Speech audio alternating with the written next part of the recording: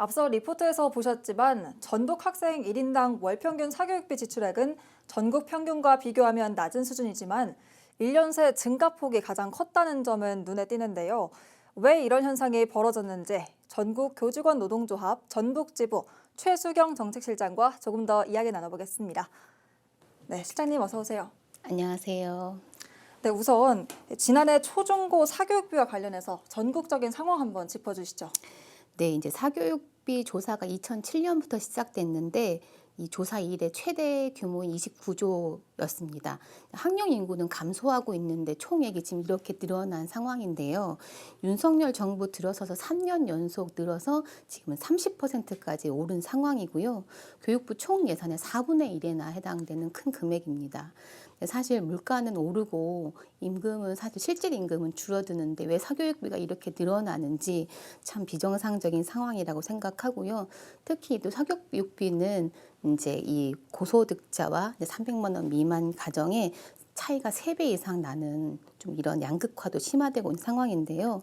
정부는 이걸 위해서 어쨌건 사교육 카르텔을 청산하겠다 아니면 킬러 문항을 배제하겠다 등 발표를 했지만 사실 그게 그 효과를 발휘하지는 못한 것으로 보이고요. 또 초등 같은 경우는 가장 많이 상승했는데 일본학교 도입하고 했음에도 불구하고 방과 후 수강은 오히려 줄어드는 이러한 현상을 보이고 있습니다. 네, 그렇군요. 지금부터는 우리 전북 지역 상황을 한번 살펴보죠. 올해 초 서거석 교육감은 신년 기자회견 자리에서 전북의 공교육이 더 탄탄해졌다는 근거로 사교육 참여율과 사교육비가 낮아졌다는 점을 들었는데요. 먼저 당시 서교육감의 발언을 듣고 이야기 이어가 보겠습니다.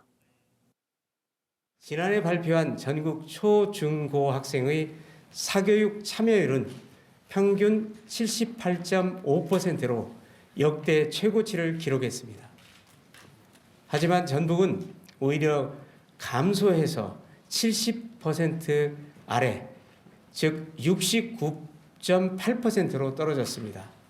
1인당 사교육비도 30만 원으로 전국 최저 수준입니다. 사교육 참여율이 낮아진 것은 그만큼 공교육이 탄탄해진 지표로 해석할 수 있습니다. 네, 최 실장님, 이 전교조 전북지부는 전혀 다른 분석을 내놨잖아요. 네, 사실 교육감님께서 말씀하신 통계치는 2023년도 자료입니다. 근데 최근에 이제 2024년도에 통계 자료가 나왔어요. 사교육비 참여율은 사실 2022년에 비해서 2023년에 잠시 줄었다가 다시 2024년에 늘어난 거고요. 특히 전북과 함께 제주 두 군데에서는 11.3%가 증가한 걸로 나타났습니다. 그리고 1인당 사교육 참여 학생의 평균 비용도요.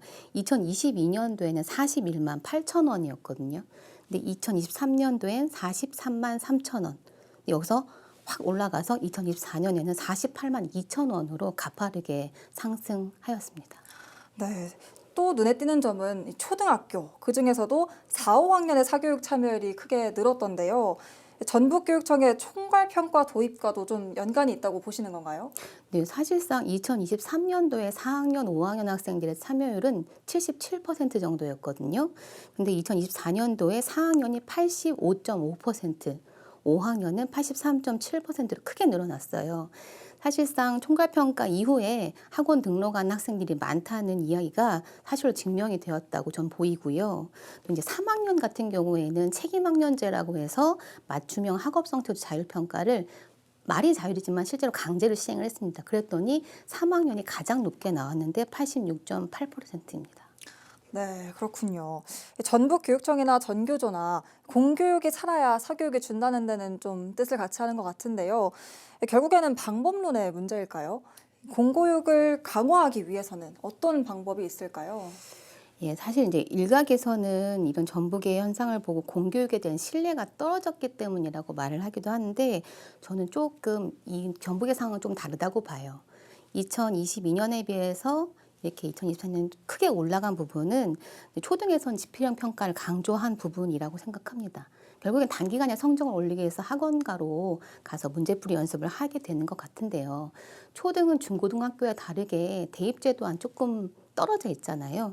실제로는 과정 중심 평가를 중시합니다. 그런데 기말에 보는 그 한 번에 치러지는 지필형 평가가 너무 강조되다 보니까 학생들 사교육 시장으로 몰고 있는 거 아닌가라는 좀 생각이 들고요.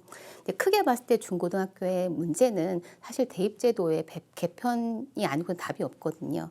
사실 내신이 9등급이냐 5등급이냐의 문제가 아니라 실제 공교육을 더 신뢰할 수 있게 하려면 절대평가 도입이 시급하다고 저는 생각하고 있습니다.